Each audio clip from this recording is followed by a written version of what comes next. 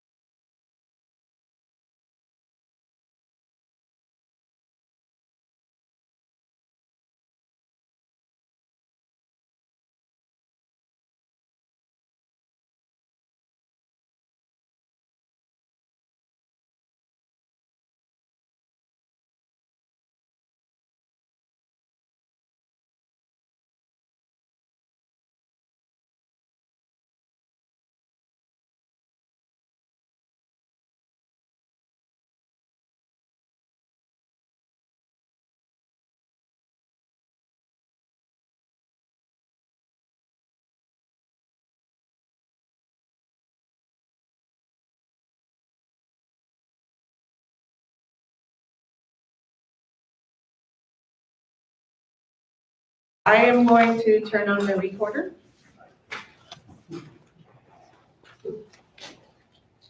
Okay, so the time is now 9:31 a.m. I'm going to call the meeting of the Renovation Community Development District to order. Today's Monday, October 11th, 2021. First item on the agenda is the call to order / roll call. Those supervisors that are present are Rich Bracco, Steve Kleinglass, Richard McCafferty, and Ernest Booker. On behalf of District Management, is myself, Linda Blenden. District Council, Andy Cohen is present. District Engineer, Rick Schoppeberg is present. General Manager of the River Club, Denise Payton is present. Field Manager, Keith Livermore is present. We also have Roy Deary and Rudy Suratan from Vesta Property Services present as well. And for the record, there are audience members present. Supervisors, the next item on the agenda is the public comment portion of the, well, before we move forward, let's the Pledge of Allegiance actually. If everyone could please stand. I pledge allegiance to the flag of the United States of America and to the republic for which it stands, one nation, under God, indivisible, with liberty and justice for all. Thank you. The next item on the agenda is the public comment portion of the agenda. Ladies and gentlemen, as a reminder, we will limit public comments to 3 minutes per person. Our first speaker is Jill Pizarro. Jill?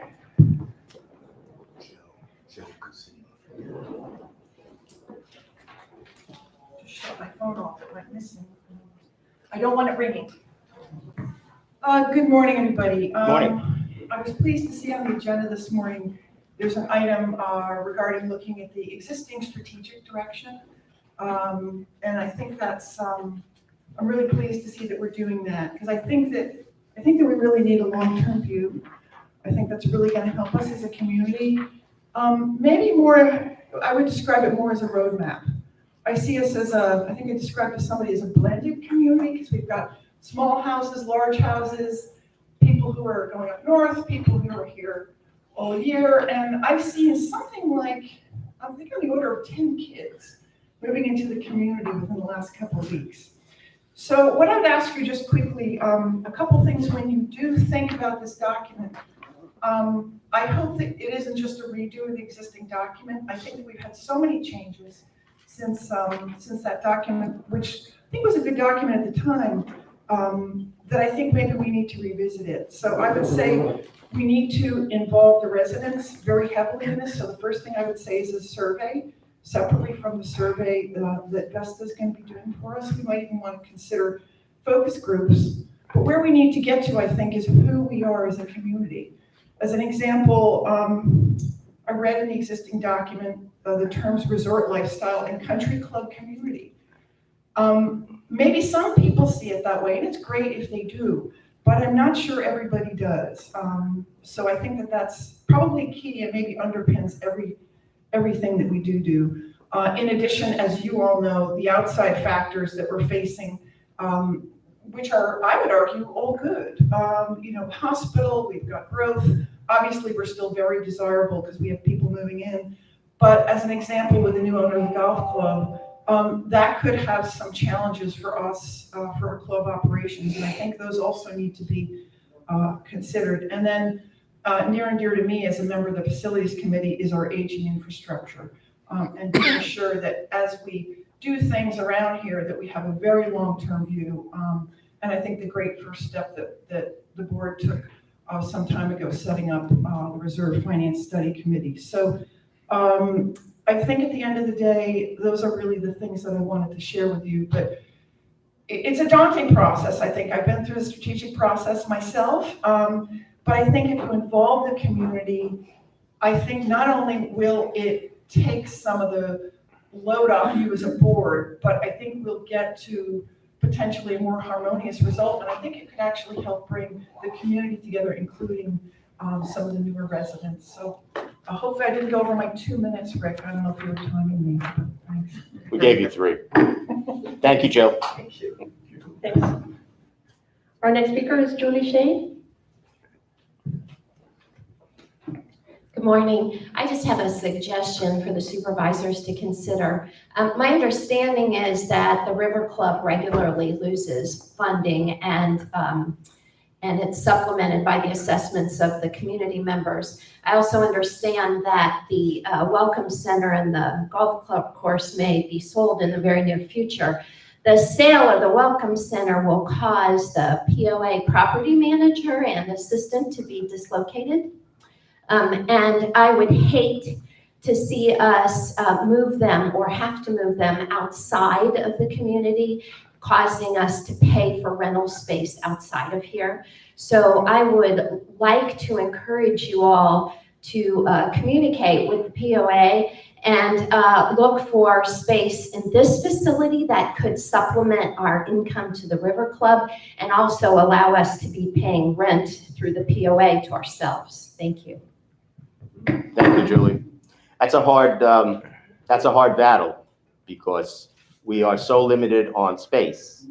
And Tom Jones has looked into this before. We're short of putting a dormer on this building. We're really hurting, but we can continue to look, Julie. Thank you. Our next speaker is Ken Smaha.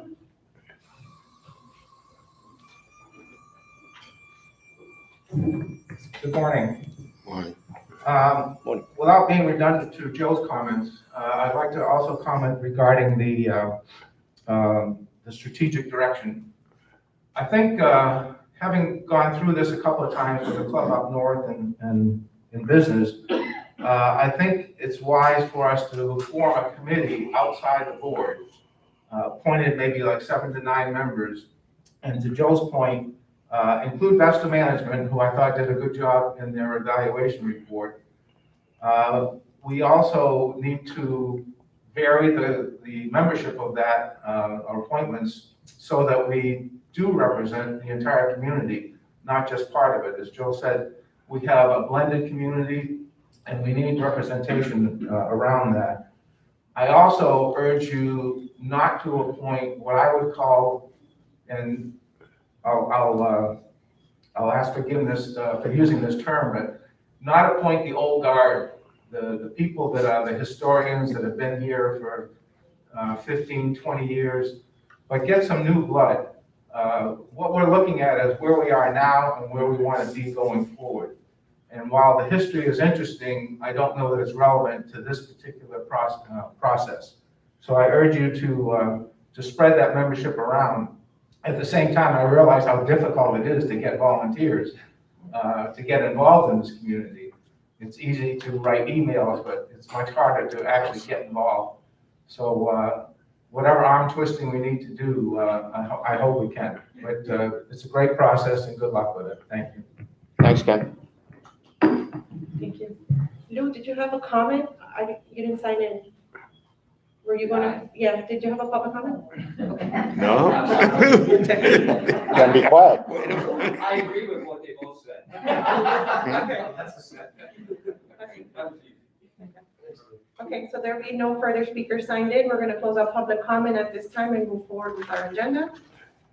The next item on the agenda is the district engineer staff report. Rick?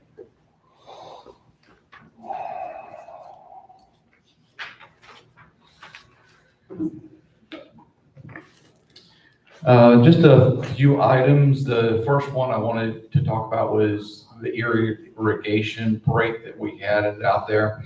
The contractor that we brought in was able to isolate the line. Originally, there's 3 valves.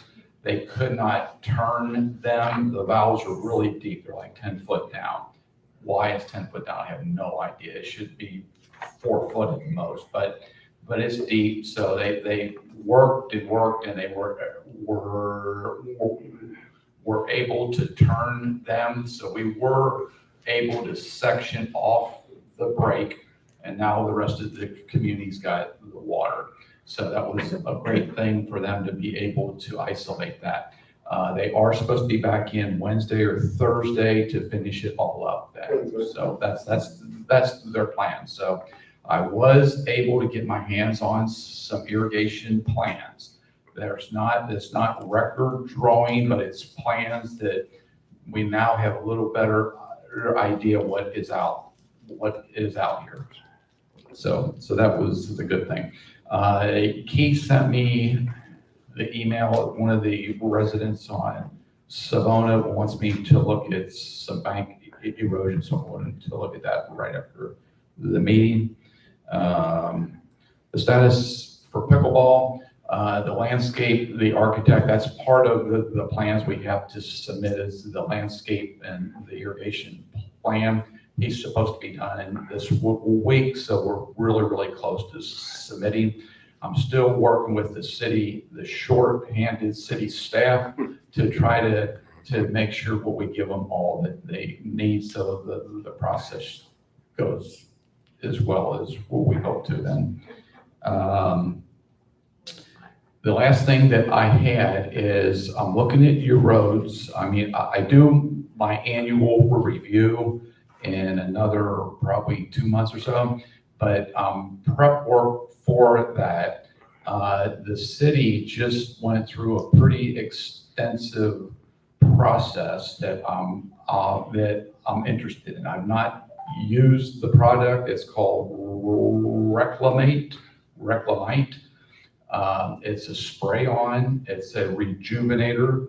The original rejuvenation product that I saw, I wasn't sold on it. Similar to one they used at Willow Chase.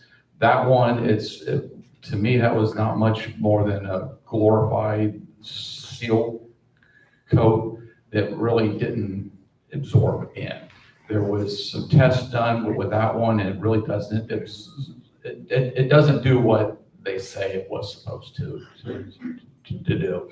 So we've been researching a rejuvenation product, working with the asphalt testing labs from Auburn University, and this product shows a lot of the promise. The city did it on a number of streets last week, so I'm trying to follow up with that. Their price was somewhere around 81 to 85 cents per square yard. So the previous one that I found was going to be $2 a square yard. We have roughly 150,000 square yards out there. So we're probably looking, if we do all the rest of the roads, including Benito Boulevard, it should be under $150,000. So I was encouraged to hear that. This product, when the testing that they've done, you could do it a total twice, and it should prolong your life of your roadway 5 years. So you can do it twice, and then after that, they said you really need to do your overlay. But still, if I can get 10 more years out of that for that price, I think we're doing really, really good.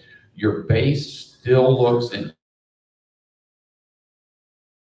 good use spots, but mostly your base is in good condition. So this product should work.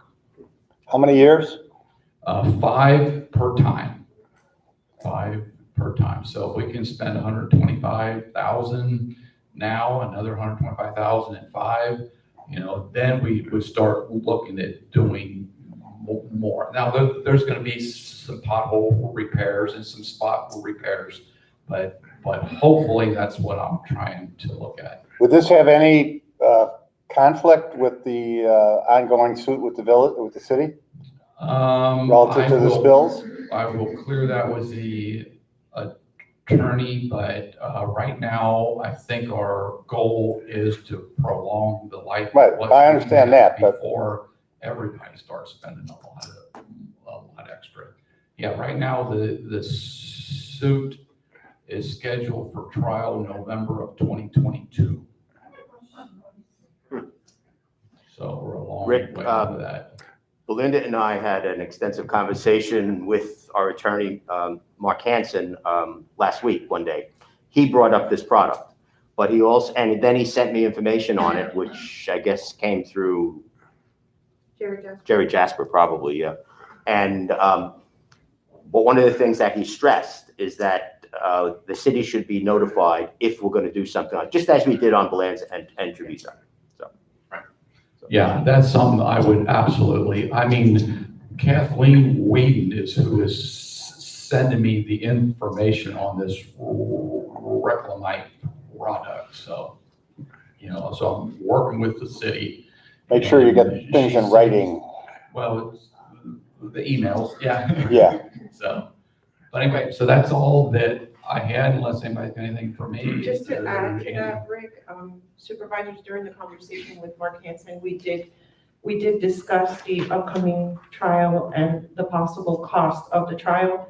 So he's going to work on a sort of budget so that we have some sort of an estimate of costs. As soon as I have that, I will forward it to the board for review. And I'll give you some more information about that under Supervisor's comments. Rick, we're going to be taking a look at the Tiki plan. We're hoping to get this open before the hospital opens on the 29th. That may not happen, but do you have a little bit of time this morning? Because I'm going to make a suggestion that we move item C up to the first item so that we don't keep Rick. Sure, yeah, that's fine. And I had a question for Rick. Did we need to go over anything related to those properties on Mar-a-Lago? You were speaking with Tony Burdett from Lennar. Good, yeah, I'm glad you said that. After the last meeting, I left and I met with them. I explained to them that their issue is really, it's the golf course, the issue. Now on lot 134, the westernmost, there's a little piece of that abuts the lake that's up by number 1 green, I guess, that that comes out. That is our lake. And there's probably a 40-foot piece that we're putting on the list for the next round of bank restoration.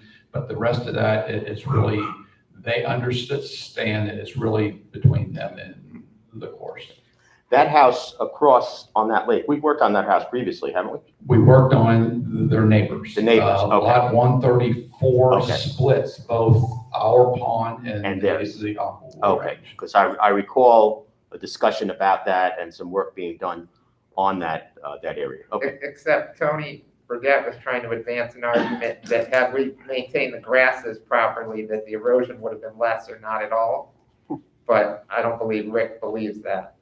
So, Yeah, Tony Burdett did respond back and felt that, the lack of maintenance work by the person doing the maintenance on the decorative grasses caused some of that. I responded back, I said, Tony, that this is strictly coming from the water and it's erosion from the water. There was not runoff coming down the hill. So to me, I mean, I could argue pretty well that this is not caused from the upland flow. With the exception, there's two small, the areas where the residents will roll out their pool overflow hose. And so that could cause some of it. That is causing some of it in two small the areas, but the majority of that is not from the upland at all. because Lennar seemed to be advancing an argument that they wanted us, the CDD, to repair the erosion, and then they said they would take over the maintenance and relieve the CDD from future liability. That's what Tony Burdett's comments. But Rick's response was that we didn't cause that erosion. And so unless the board tells us otherwise, we'll continue to advance that argument that the erosion was not any cause of the districts. And so we won't be repairing any land other than the one little area that Rick mentioned that is ours. I think residents, both of them, when I pointed that out, they both said, well, we would be happy to hire somebody to extend our little drain down into the water at their cost. So that should address those two areas. I'm not surprised that Tony is not willing to reach deep down in his pocket. I'm not surprised at all. So, Well, they don't take care of the golf course. Why would they take care of?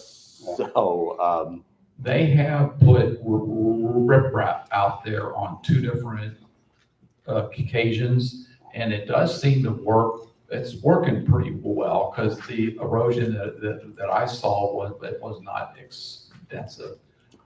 So I mean, I would recommend they pull out the decorative grasses and just sod that back, because the decorative grasses don't do anything for erosion protection. And that's really what's causing that. It's what's causing it there. It's what's causing it in many places. So whenever we do a bank restoration, we sod all the way down, because the sod gives much more bank stability than these decorative grasses. Well, it would seem to me that Lennar has a responsibility there, and I think they need to step up. We'll do our part, but they need to step up on their part. What I found interesting with this whole thing is the residents were probably, two of the first residents that moved into the community, and they're still there. When they moved in, they had grass all the way down to the edge of the water. And WCCI came back and said that they would like to do this project to beautify all the lake banks with the decorative grasses. So when they bought, they had grass all the way down. And so it was a suggestion of WCCI. They agreed. And now that, to me, I would like to see it go back the other way. Okay. Thanks, Rick. And Rick, you'll contact Tony Burdett and advise him of the board's position on this? I will. Okay, so supervisors, the chairman has recommended that we move item number 5C next, which would be the update regarding the Tiki bar.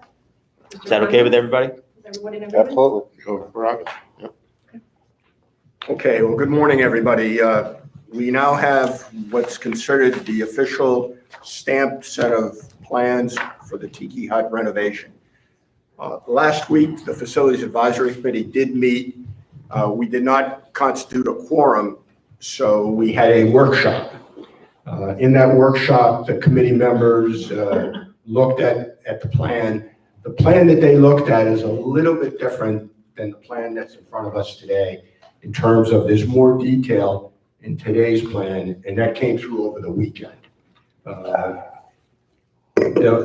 project, as you look at it, this guts the existing Tiki Hut as it sits out there now and reconfigures it to include a new bar and the equipment that has been specified through Denise and Fishman Associates over the last many months.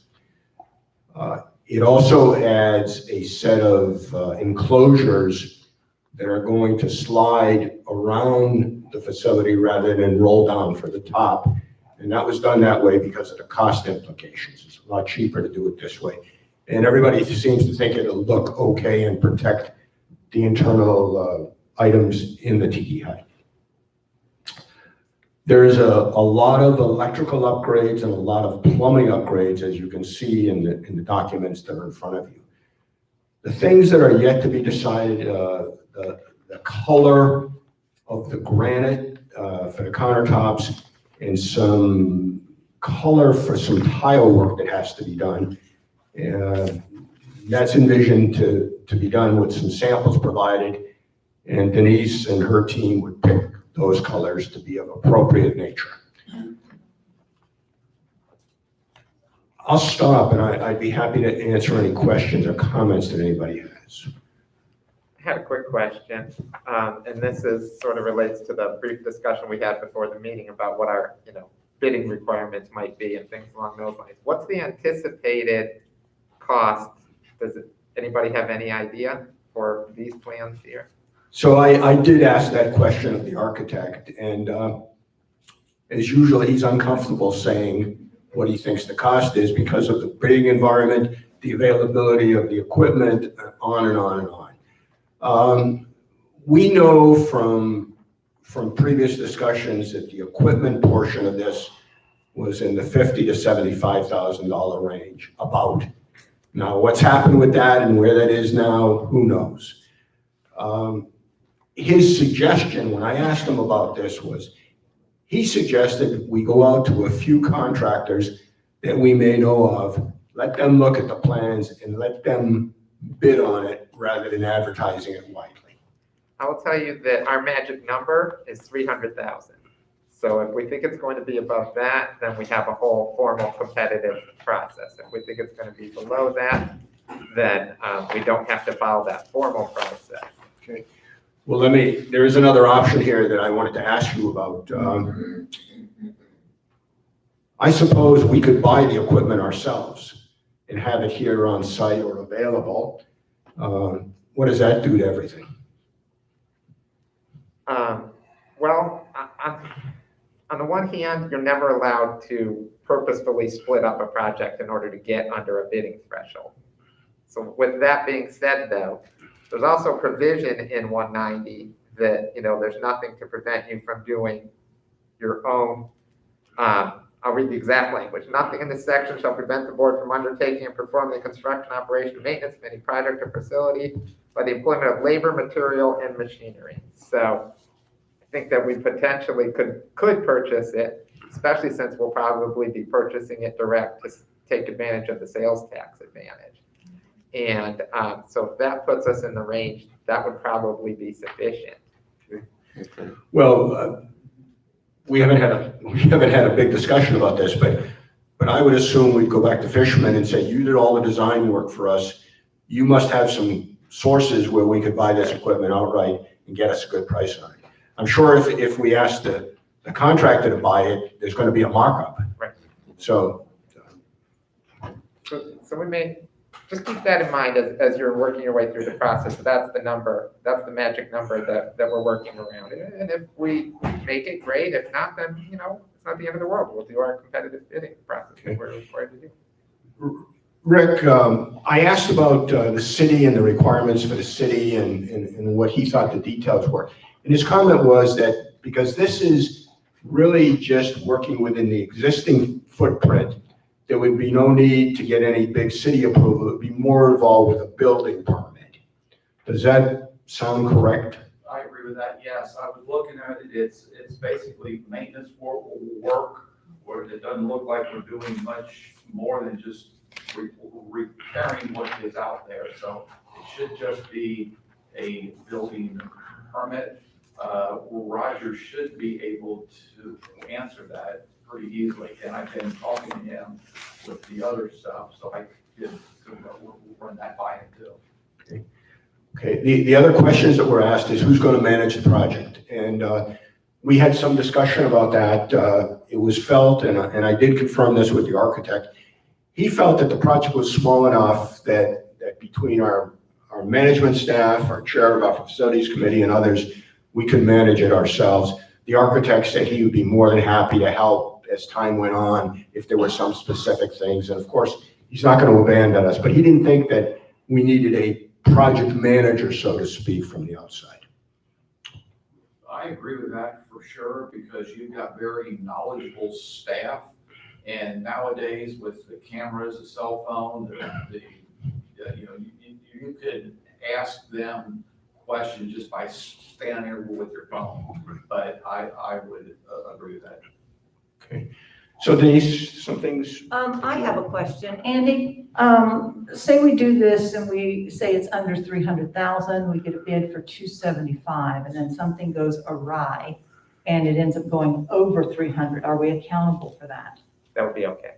That would be okay. If it's As long something as the bid unforeseen, comes in. again, if we're purposefully, which we wouldn't be, but if we're purposefully splitting out a project in order to be under the threshold, and then that's just not allowable. Okay. But yes, if it's, everyone thinks this is the project, it's $275,000, then, oh my goodness, oops, something that nobody foresaw, was not purposefully contemplated.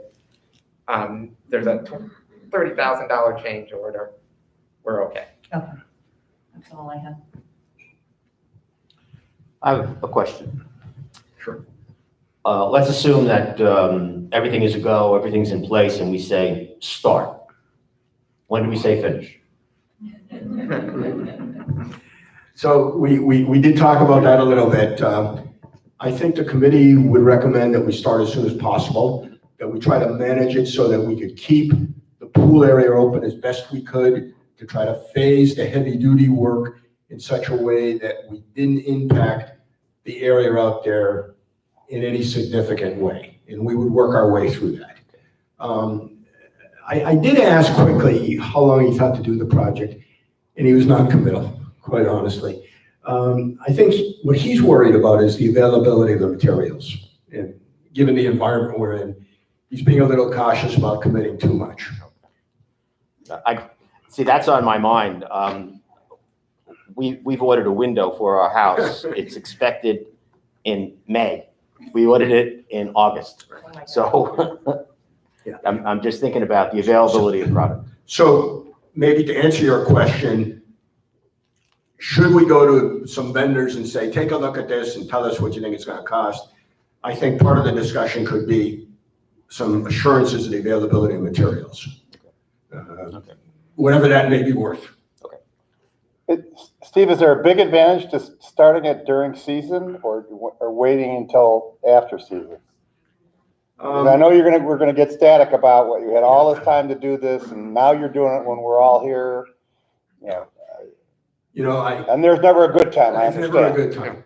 Yeah, I guess my druthers would be, if we're going to do this, I would rather do it now rather than forestalling it. As we tend to do. But I do think we're going to have to really try to manage this so that we have the least impact out there as possible. And I think that could be a hearty discussion with whoever may be the successful person that does this work for us. That we have residents here, and maybe there's some alternative ways. I haven't thought about this deeply, but maybe we close the gate off there and the entrance to the pool is through the club this way and out there, rather than trying to let people go that way. So I think there's some staging possibilities, and maybe with some good expertise, we could get at that. And Mr. McCafferty, remember too, that what happens when we do delay is the price just goes up. So we can get a quote now. If we decide to wait, that quote's not going to be worth it. Well, that's, we're ordering the equipment now. Yeah. And we saw it obviously with what happened with the tennis courts. Yeah. And I don't know the exact, but I believe when we had the original, remember the Taj Mahal when we were looking at, I think the ETA on that was like 3 months. So it shouldn't be much more than that. This is not major. Steve, do you need any action from us as a Yes, body? yes. Okay. So let me add one more thing, and then I'll come back to you. One of the problems in getting the documents was COVID delays. One of the hangups, amongst a lot of hangups, was the availability of the engineering staff to do the work, and in getting the engineers, his usual subcontractors that he deals with all came down with COVID. It was just a mess in trying to get these documents to us. So, for what it's worth, they're here. They are stamped. We have a stamp on them, which I'm pleased about. So, let me make a suggestion. Or Ernest, do you have anything else you wanted to say? No, I just, Okay. prepared. Let me open up for a suggestion, perhaps, and then come back at me. I would suggest, and I think our best school of thought now is to go back to Fishman, have a collaborative conversation with them about, is it in our best interest to buy this equipment from you, and will we save money by doing that and having that available for whoever does the work for us? If they say yes to that, I think that's the way we should proceed. I think simultaneously, and I think we can get an answer from Fishman pretty quickly, because they haven't exercised the permit that they have to exercise. And I've asked them not to do that until we had some direction from all of you. They need a health inspection permit, and they think they can get that pretty quickly, because there's no food being prepared in this endeavor. I think simultaneously, maybe between our engineering consultant, maybe with what knowledge of our management company, and maybe some of us know some vendors in the area, we give them these sets of plans and say, we want a price to do this work, and see what we learn here. Well, I think what we've asked a number of times is how much. Yeah. So the only way we're gonna find out how much is when we ask the question. So I would certainly be in favor of that. Okay. All right, and again, no commitment. We're still now just searching for numbers. And I would hope that we could have maybe have those numbers for the meeting the end of October. Can Vesta help us in any way with this? Or do you have any? That's you. Don't be looking around, buddy. Well, I will say this, Rudy just leaned over. I think we mentioned recently about our bulk purchasing program. There is a possibility that we could help you with the equipment purchases. That would be huge. That's what we're looking for. And I think between the vendors that we went after last time, the construction company, I know of a company, I'm sure others know, we could get what we think is an estimate price, at least get us in a ballpark so that we can make an informed decision about what we do here. Yep.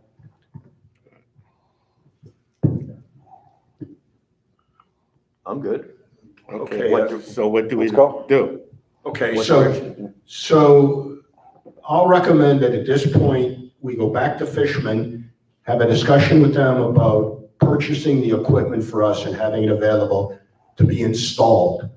We're gonna talk to the management company, we're gonna talk to Rick, and we're gonna also go after some local contractors, give them the documents and ask them to give us a price to do this work without making any commitments to anybody about anything. And have some answers hopefully for our meeting at the end of October. Would Fishman be able to house the product until we can use it? Because I don't think. Yeah. I don't I think. don't know the answer to I don't that. think we have a square inch for it here. Yeah, I don't know the answer to that. I think the first question I'm gonna ask them is availability. Yeah, sure. All right, so does that make sense? So are we okay with that? I'm good. Okay, I know what to do. Thank you. We don't need Rick any longer? Rick, are you comfortable with what we're doing here? Yes, if it's not been submitted for permits yet from the city, I don't know if there would be a potential of them making us do some changes that may affect the size of equipment we could fit. So that's the only concern, is that, if they come back and say, I want this to be 2 foot less or 3 inches longer, it could affect the equipment. Are you in regular contact with Roger, and would you want to share the documents with him to take a look-see? I could, I don't know if he would do that without it being formally submitted. He may come back and just say, no, you need to formally submit this. Okay. Why don't you ask him, seeing that you have such a good relationship with him? Yeah. Okay, and then we can meld all of this information together at our meeting the end of the month and make a formal decision about what direction to go. Okay. Okay. Mr. Shepherd, I will email you that so that you have it available to send on. Oh, if you don't need it, that'll be fine. The email would be great. Okay. Let me just take a liberty here. Jill, Absolutely. did we cover everything that we wanted to cover here? Oh, yeah, I think so. Okay. Rick, thanks very much for staying. Appreciate it. Thanks. If anybody in the audience wants to see the plans, they are available. They're no secrets. One other point, moving forward, some discussion about how do we inform our community and what do we do with all of that? But I think that can wait till the end of the month when we have a further discussion. Thank you. And Denise, can you send me a copy of the plans as well, so that I Yes. have them in the event I receive a request for them? Andy, do you need a set? I would like to have a set. Okay, let's send you a set. Okay, so- Now, I will electronically send them out to the committee for their purview, to the facilities committee.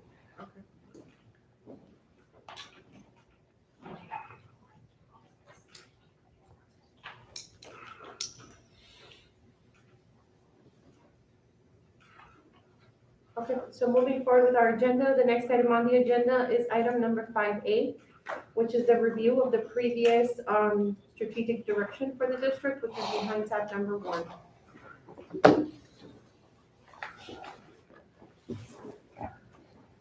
I reviewed the strategic direction, the old one, and I did make several recommended changes. This is obviously a process. This is not going to be something that I expect for the board to complete today. But I'm not sure if everybody got a chance to review those changes. I did bring a large copy so that everybody could see some of the edits. We still do need to have a discussion regarding how the board wants to proceed with the work on this.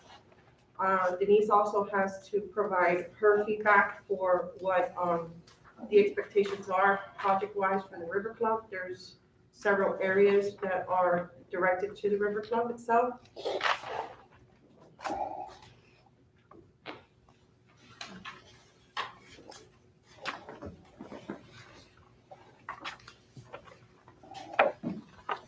I have the Word document in front of me so I can see all of the recommended changes. How does the board want to approach the review of this? There was a suggestion as to whether or not a committee should be formed for this. I'm not sure if that is something that the board wants to consider, or whether the board wants to, well, the liaisons want to go back to any of the subcommittees to come back with some ideas for the board on the strategic direction. I'm not opposed to having a committee at all. My worry, as Ken stated, is interest. But what I'm thinking, if we go back to our individual committees and we get at least one person from each one of those committees to maybe come on this, we'd have some people that way. I also hear and agree with, let's get some new blood and not have the same names all the time. So I'm in favor of, certainly in favor of that. But I think community input would be a good way to go. I'd also like to go over with the rest of the committee. I mean, I had an opportunity to look over what you sent. But I'm not sure everybody else has had that same opportunity. Maybe you could just go through some of your thoughts. But what does everybody think about having a community committee of some sort, an ad hoc committee, to take a look at this?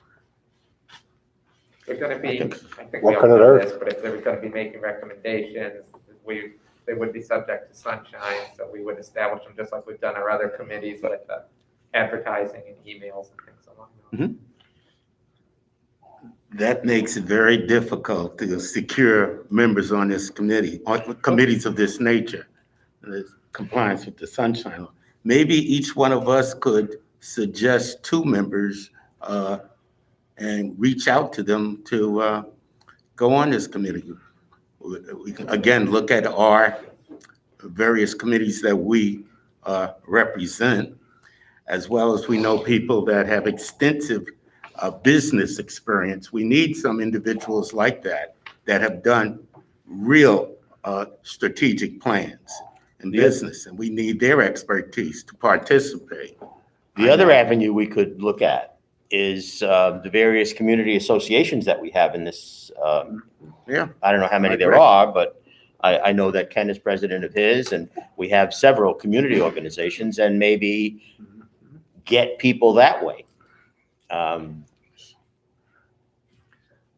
don't know. What do you think? It's just Do difficult. we have anybody in our community that had the title strategic planner in their professional life that we know of? And it seems to me, having somebody like that head up this work would be beneficial to us. I mean, when you think about it, we're really in some formative years, moving out into 2020 and 2030s. And I think it's an ideal opportunity to really do something with this. I did have the opportunity to look through it, and I have a bunch of comments just quickly that I made over an hour's time. So I'd be curious, number one, if we had anybody in our community that had some strategic planning expertise that would maybe chair this committee or work group? I don't know.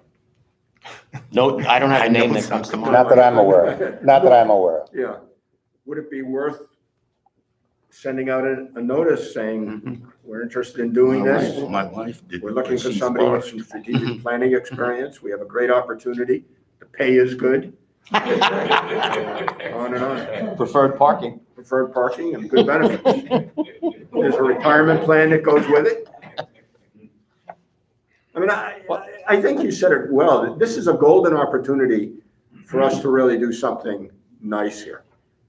I think the traffic enforcement committee did a great job with their review and their report back to the board. There might be some committee members there that would probably help in creating this plan. I'm not hinting for you to do that. I was on the committee with you. But there's a good possibility that maybe some of these committee members would be an asset in creating the strategic plan. Which committee, Belinda? I'm The sorry. traffic enforcement. Traffic enforcement. I mean, this committee did extensive research. I was on that I committee. remember. I did it, and I worked with Andy's office. There was But extensive I knew research, traffic, so. reporting, reports, all sorts of Yeah. information. I think some of the committee members would be an asset. Well, can we look in that direction? Yes, we definitely can. I can prepare something, to be sent out and send it to Keith so that he can forward it to the Okay. community. And if anyone express interest, I can report back to the board. Okay, Great. That would be. all right, I think that's, I definitely think that we should, everybody should submit what their ideas are, and then maybe I can condense a list so that we're not, reviewing so many different changes. If everyone, I already have yours, Rick. Thank you. You almost have, mine is almost exactly what you have here. Okay, perfect. The only one I had, just, I noticed on page 5 and 6, under specific initiatives, the number 1 in both cases is exactly, it seems like it's a duplication to me. Under specific initiatives, You mean 1A and B? yeah. Those are deleted. If you see my No, comment, recommended. Number 3, maintain and enhance the River Club, and then specific initiatives, continue to use subcommittees, et cetera. And then on the next page, under resident and guests, resort lifestyle, has the exact same thing. Just seems duplication, that's all. Okay. But everything else is the same thing I had marked off when I did my homework, Richard. very nice. Yeah. So, Glad to hear it. so why don't the rest of the supervisors provide me with your recommendations, and I can comprise a list of everything, and I can disseminate the information to everyone. And then next time we meet, if we do have candidates for this subcommittee, the board can discuss possible appointment. That'll give Denise some time with Vesta to review as well their portion, so that we can have some sort of an outline to start with. I can send you By- the shots I have as well. By Thursday or Friday of this week? What's Yes. better for you? Yes, I would Thurs- say Thursday. Thursday? Okay, so suggestions to Belinda by Thursday of this week so that it can be included in the next agenda package. And then before I leave today, I'll type up the communication, because I'm gonna be traveling the rest of the afternoon.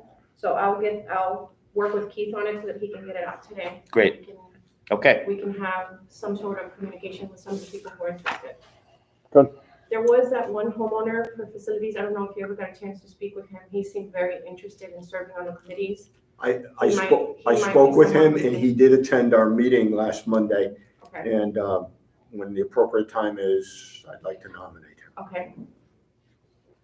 So, Mr. Chairman, we probably need a motion to create this committee. Well, not yet. no, Yeah, I think you might want to, it's up to you, but you might want to wait and see what kind of interest there is.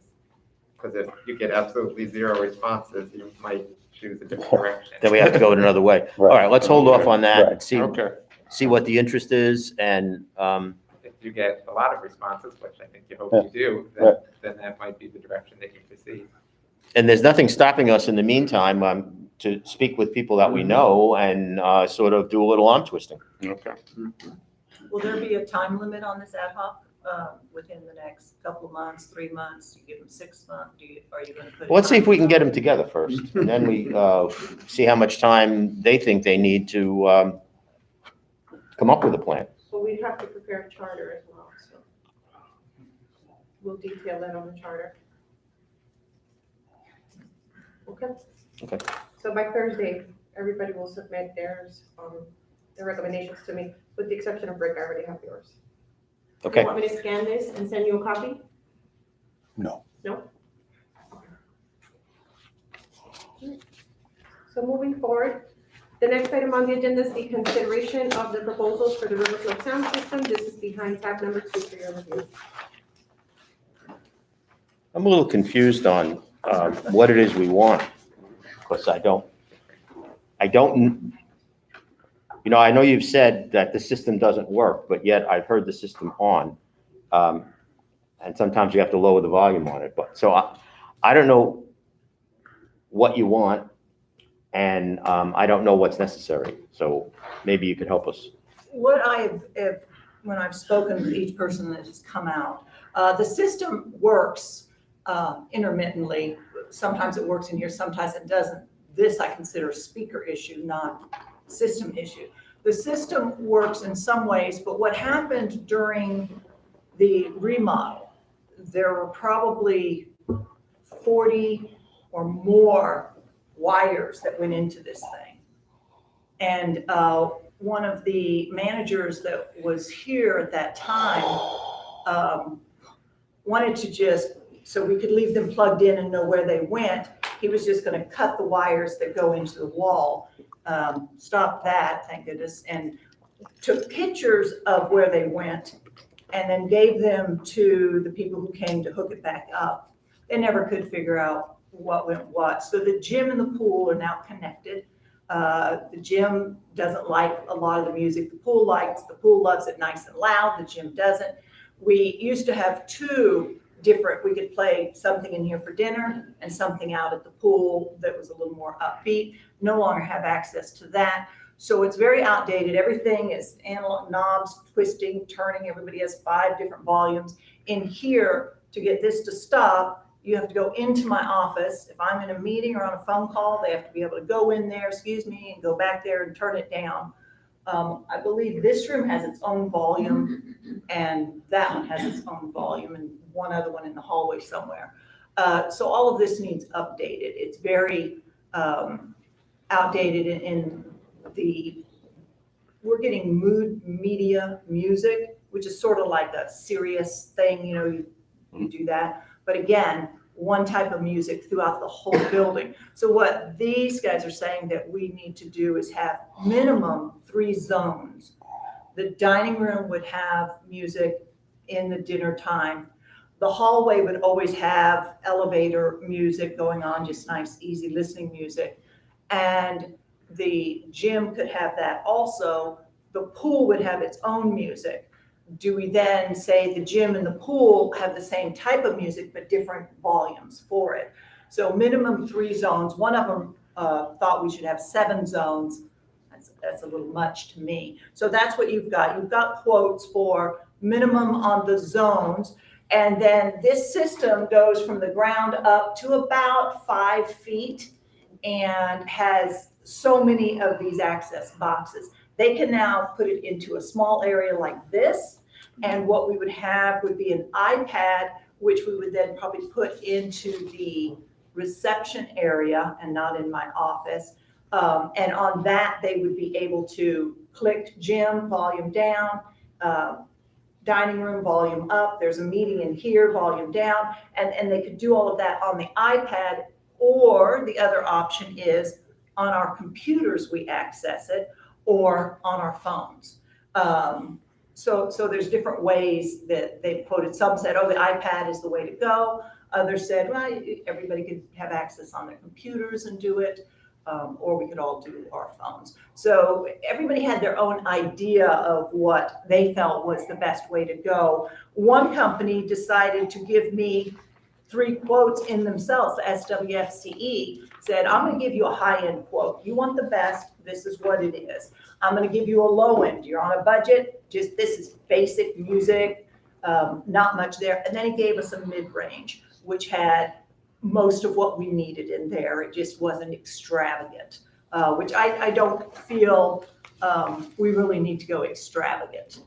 I don't know if you remember months ago when we first brought this, one of the quotes was $60,000 and the other was 20. And that's like, wow, what are we doing? So now most of these are in that 20,000 range. They're a lot more similar in what they do. As far as the equipment type, I know nothing about that. Just trusting that these all have good equipment. The name brands, I don't know the difference between the Pima equipment and the Mood Media equipment. I don't know that, which one is a better quality or not. Why are we doing this? Why did this come up with budget? We're doing this because we need a new sound system. Well, didn't we need a new sound system in June? Yes. When we were doing our budget? Well, this is a big expense. Yes, it is. Well, where's it coming from? Well, what we'll have to do, I'm really leery about taking it out of the 21-22 budget at the beginning of the budget. We're just in week 2 of this. So we should have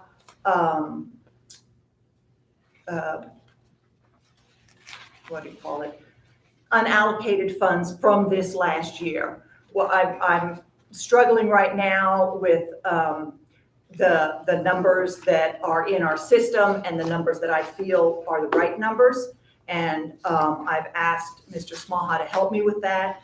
And we found that we do have funds left over this past year. So we could then, because it's not in the reserve, another item not in the reserve, that we could use as capital funding, and then it would go in the reserve moving forward. So there You're not answering my question, though. My question is, why wasn't this brought up when we had our budget discussions? That's all the way back in May, and at that time, I don't know if I knew that it wasn't in the reserves or not. I don't know. Okay. That's really not a very good answer. Okay.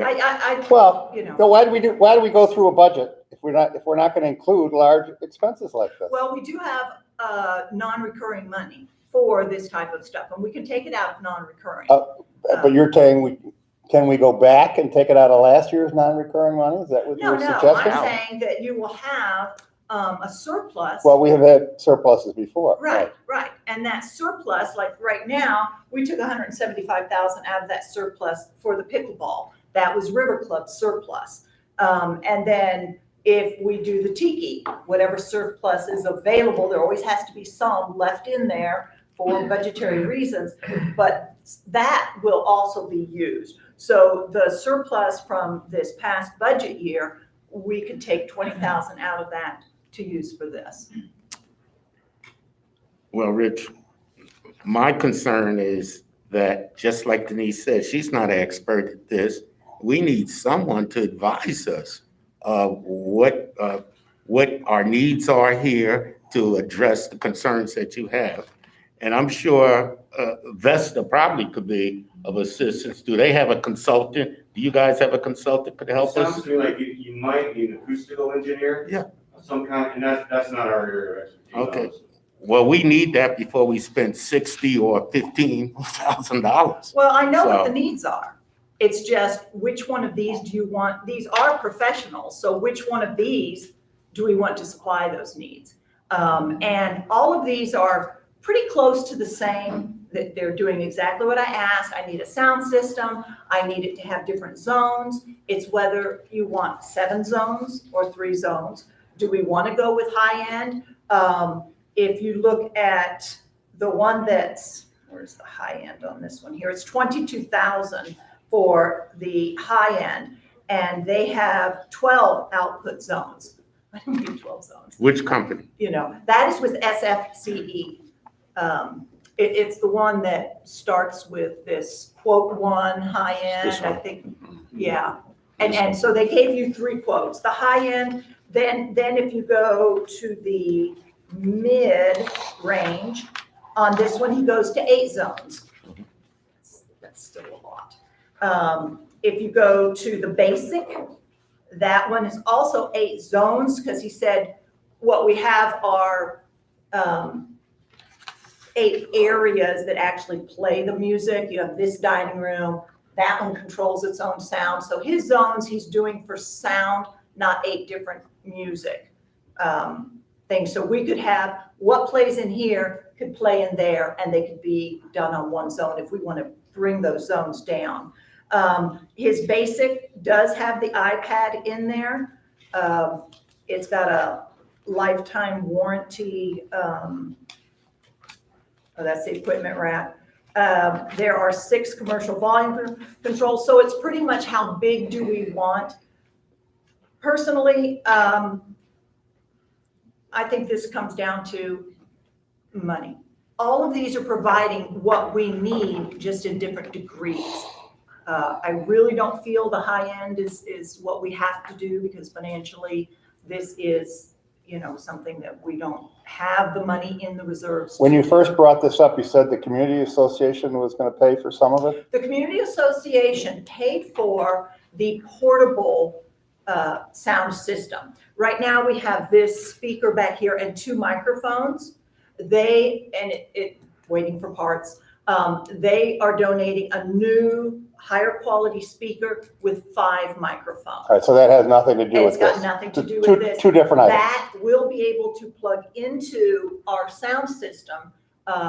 That's another thing I asked some of The way you presented it, it sounded like they were going to pay for part of this. Yeah, because this was actually all together at the beginning. This is what we need. We need to have some microphones that plug into the wall that go into these speakers. So that got split out. And the VGR CCA has purchased this new portable sound system. We're just waiting for, again, everybody can't find the parts that they need. So we're waiting on that. It's been several months. This is another thing that could take forever. My question goes back to the beginning. It's very nice to have everything new. I understand that. But has there been any investigation into repairing what we have? Simply because it's in your office and it's, knock on the door, I don't want to hear that. Is that system repairable so that we can get what we need in here for music?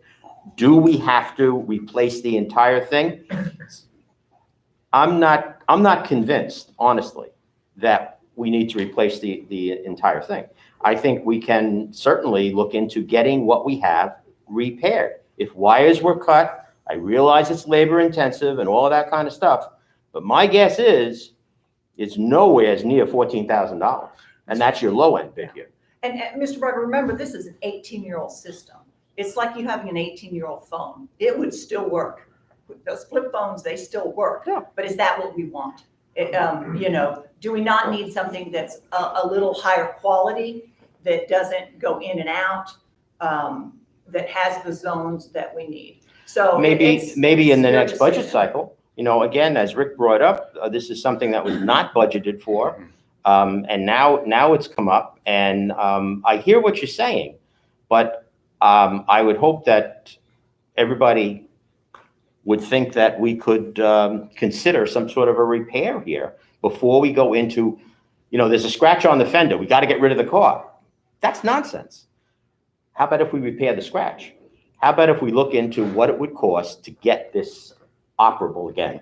So it's 18 years old. I don't see where that's, honestly, I don't see where that's an issue. If it's doing what it's supposed to do, why don't we look into that? So that's what I would like to see. I would like to see an estimate on a repair for this item before we jump ahead and simply tear it out and replace it. How does everybody else feel? I agree.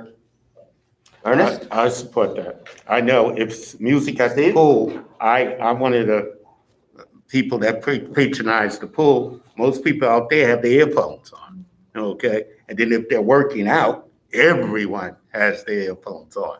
So let's be practical.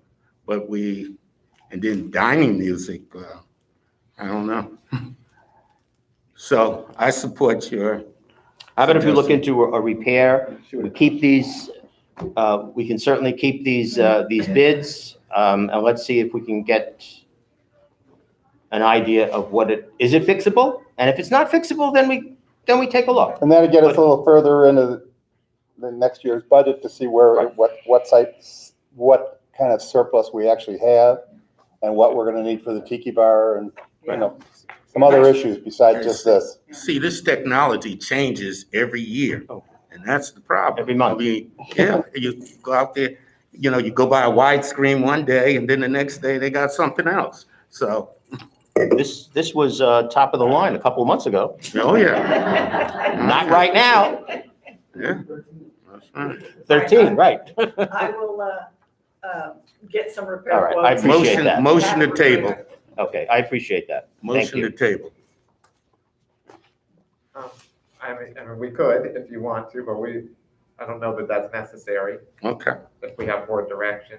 all right, withdrawn. You see what we Withdrawn. want. Thank you.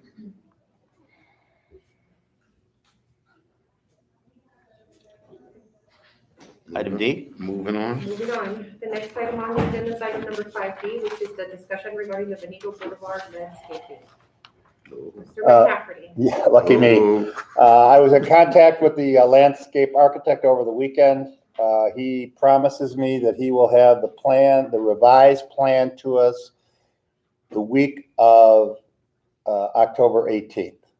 And I asked him if he could have it to us by Thursday or Friday of that week, so Keith would be able to get it out into all of our hands for our next meeting, and he said he would. So. How's his son? Pardon me? How is his son? He says he's on the mend. He was going to some kind of dance with some girl, so miraculous recovery. Obviously, he's feeling better. Yes. That's good. And Keith, I think the sodding should probably begin the end of this week, beginning of next week at the latest. According to Bill, yes. That's the sodding of the west side, which we It was a long approved at the last explanation. meeting. He was, there was a little bit of an issue with, since it took a little longer, of course, prices went up. They were trying to hold the sod company to their feet to the fire with the price that they had quoted.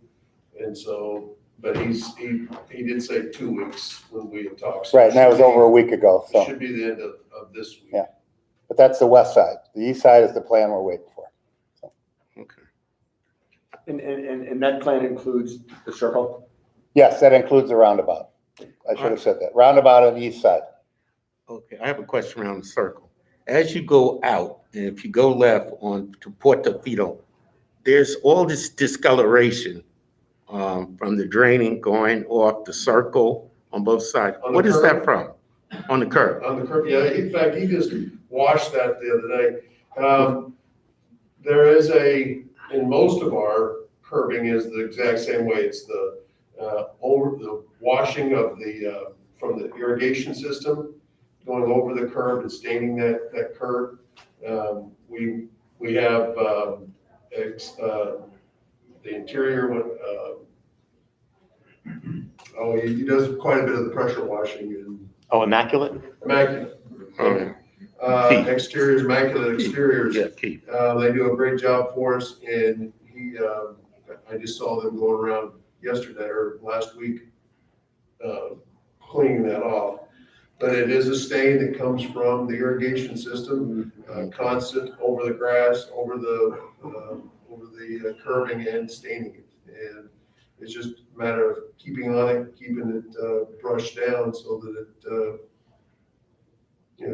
but that's where it's coming from. Okay, it just looks so unsightly as you Yes. approach our jewel here at the River Club. And, okay, It just needs to be cleaned probably more often than just start. what we have been doing it. So, I mean, everything is an expense, so. And we can look at it, having my guy or our maintenance guy, Dan, start doing that maybe with a heavier brush and start doing it on a more weekly, monthly basis. Okay. Put that into his chores. Okay, thanks.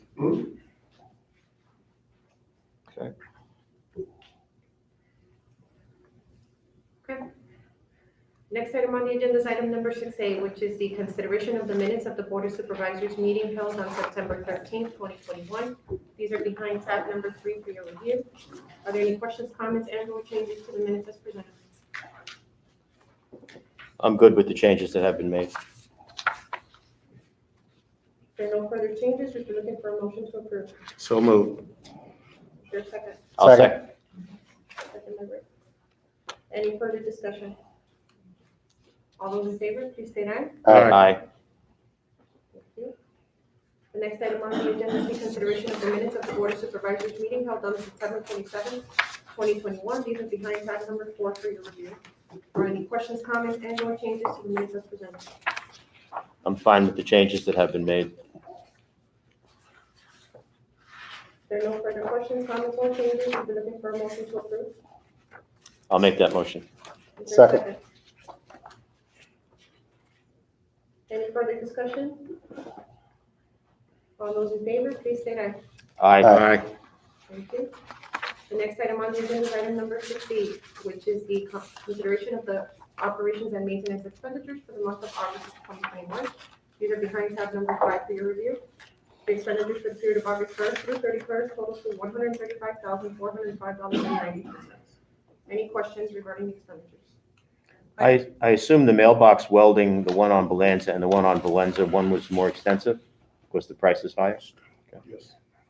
What's the $3.88 for Ashley Court? I realize it's a small item, but why did we give him $3.88? City of Venice. Stove right there.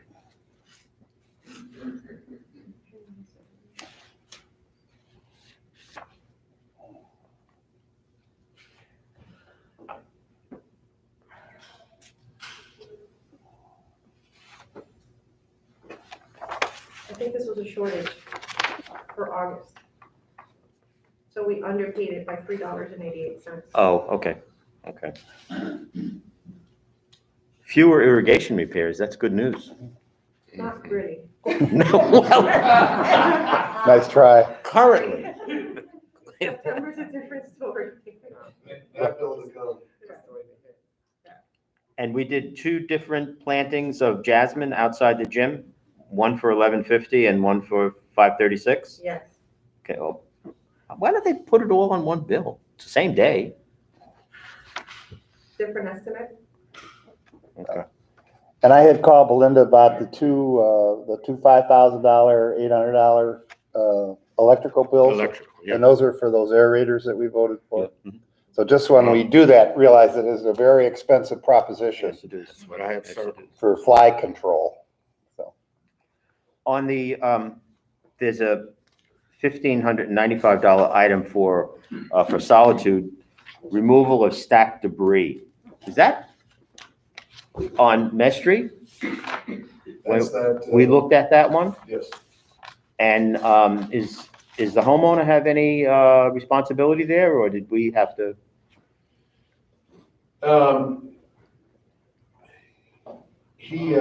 Now that may be the different one. I think that's a different, I think this is the one where we couldn't pinpoint who would actually. because there's a couple of them, the one you and I went up looked at. Yeah. And then This is a different one. this is another Okay. area that was stacked up from, taking it out of some of the reserves cut down. And we don't know who actually did it, but, they haven't, the one you and I looked at, they haven't gone back in. We just, because they need big trucks. And every time they do, it looks like it's gonna run up that back area, and we don't wanna do that because that's just more expensive. So, we're waiting for a time to do that, and we'll get back with the homeowner. Okay. When that happens and present him with that. I was just wondering, because it doesn't give a location, and I just thought of the place that we had taken a look at. Okay. I'm good. Is there a motion to approve? So moved. Is there a second? I'll second it. Any further discussion? All those in favor, please say aye. Aye.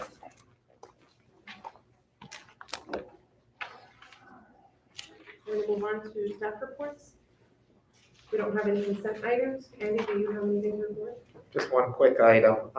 At the last meeting, the board authorized to proceed forward with the Greenberg Traurig Law Firm to serve as bond counsel for our potential refinancing.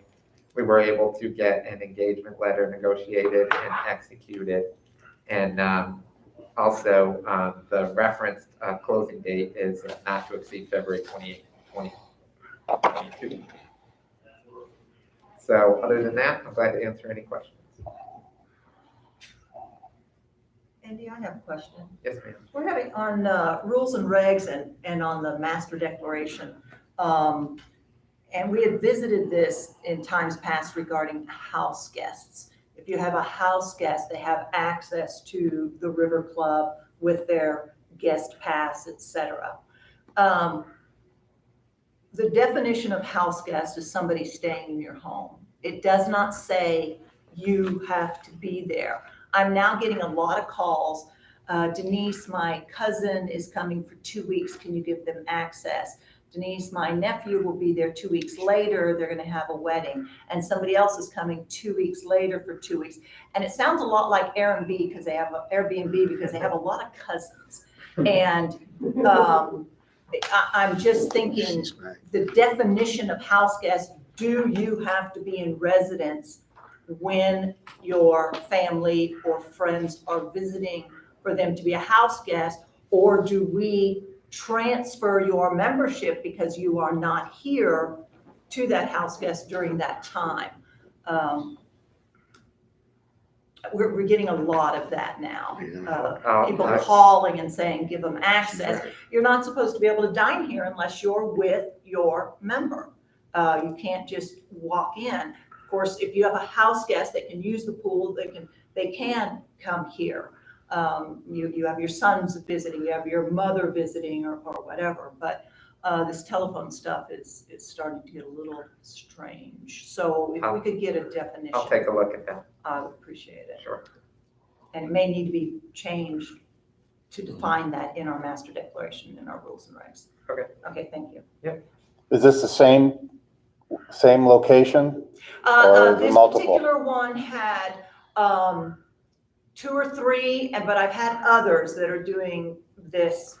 And you know, some in the past, I had a member who we knew, and they said, my son is coming, can they do that? They do it in writing. I put a note here, they have access, they can use the member account. They say, let them charge it to my account, and we've been doing that.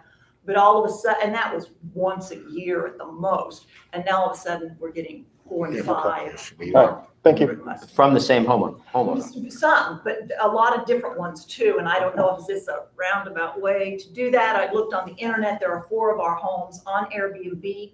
I believe I sent those to Melissa because that's got nothing to do with me. But just, I don't want people using our club if they do not have the membership transferred to them legally. Well, as long as the POA is aware of it, because that is their, That is their purview. yeah, that is their purview. Yeah. Any other questions for Andy? No? Denise, do you have anything to report? A couple things. The hot water tank is in, and the courts have been completed. The fence, we're still waiting. He tried to push for this last week, could not get the material in, still waiting on that. I think we're still waiting on his workers' comp also, and the return of the contract. I'll email him again today, telling him I do need that. Yeah, I prepared it and it's all set. It's just a question. Yeah, it just has to have his signature on it. So we're still waiting on that. He has agreed that when it does come in, that we will do a portion at a time, so as not to disturb the play. I asked him, would it be possible not to even start until noon? He said, that's possible in the afternoon. Then somebody can use these courts way over here while he does that and switch. The access system that we have, it is only 8 years old, and I think it's supposed to have a 25-year life according to the reserves, and we are repairing. The pool doors, as you know, went down. That got repaired. They went down again a month later. That's gotten repaired. The other day, they were down again. So we are actually looking for another company to do the repairs. I don't know if it's incompetency or if it's just the system. What happens are these doors slam, and every time you do that, it's just jarring that system. So I'm looking into having maintenance look into a soft close gate where it doesn't do this slam, and it's also loosening up the fence with that. So we're working on that. We did get the locker room repaired with a whole new. A push bar? The bar did not fit. The bar was too thick for our door. So he ended up doing another push, but what he did is he did it lower, so you can't slam into it as you're going out. It's a easy push open to go. And that's not the prettiest thing, but it works and keeps people from getting locked in. Wanted confirmation. We had talked about the parking lot lights, changing them to LED and painting those and saying that there's a small savings if we were to do it. Confirm whether you want us to do it or we get somebody out there to professionally do it. I thought we had said that you spoke about bringing in a lift and Yes. such, and there was quite a bit of a savings. Yes. Does the maintenance staff feel they're capable of doing it? He did get the new lift reserved. I think it's for this week. But we just want confirmation because I'm getting a lot of questions on why aren't professionals doing this? Why are we doing this? Just because, we're saving a little bit of money. Just want confirmation it's coming from the board that you want us to do this. Yep. I think that's what we had discussed, wasn't it? That Well, it carried over into the tennis issue. I'm sorry? It carried over From as the tennis against the issue. Right, tennis right. lighting and things like that. Right. And then we got the complaints, they're not professionals. So Yeah. I understand what she says clearly. Yeah, just want to make sure that we have the okay to do Sure. that. I will also let you know that we had been requested to put LED lights in, and we had slowly for the last year and a half, every time one burned out, we put an LED in, and they seemed bright. Well, we went through and did all of them, and I don't know what happened, but they don't seem as bright now. Rick Shepaker has brought his lighting meter today. So maintenance will come in early tomorrow morning and he will test the lighting compared to the old lights that we have over here and see if indeed it is lower. But there's rarely night play out there, but when there is, it needs to be good. So not sure if that goes awry, what we're going to do about it. These could be very different than ones that I install, but I put 3 in my house in the overhang out in front. And on the box, as you install them, there were 4 or 5 settings for brightness. I wonder if this is the same. I don't know. I will double check with maintenance. I don't, he never mentioned Because that. Yeah. Friend of mine and myself, we played around with it to get it to To see the, how bright you want yeah, it. Yeah, because on a very, very bright setting, you could operate out there. yeah. But And it looks bright. I mean, you look Oh, it's up and really it's like that. And when you're standing there, I can read small print. But when you've got this ball flying past you, that's where the issue seems to be. And you're looking up and it's dark up there. It just, Charlie went out and played and he said, yeah, it's not that easy to do. Okay. So we'll keep you updated on what's going on with that. Okay. Denise, before you go on, I want to go back to the discussion about in-house staff doing maintenance here. I think part of the issue was the outcome of the work that's being done. And I think the direction that the board is asking here is that if our in-house staff can do something here that doesn't require a licensure of somebody being licensed to do it, and they can do it of the quality and the outcome of what we would consider to be comparable to a vendor, then we don't have a problem with that. Correct. Well, you may, for example, on certain things, we did use the exact paint on the light poles. We used the same cleaner. We used that. You might be able to see a brush stroke or two, but remember, you're saving $15,000. So you're doing it for $5,000 instead of. But again, it's not just about money in the entirety. It's about the outcome of the job. Absolutely. And I think as long as we stick along the lines of what we're agreeing to here, we're okay with that. But if there's going to be a less than professional quality job because we saved a few dollars, we don't want that. We're not But gonna at the- sacrifice That quality. is it. But at the same Correct. time, Steve, the painting that they've done has been excellent. Well, yeah, I'm with you gotta be careful when you start, it almost sounds like, I think we need to give them credit for the job that they have done, the painting of the guard shack, the painting of this building, the Yeah, exterior. I- We're I'm with- professionally done as Okay. far as I was concerned. But it wasn't done on the tennis courts.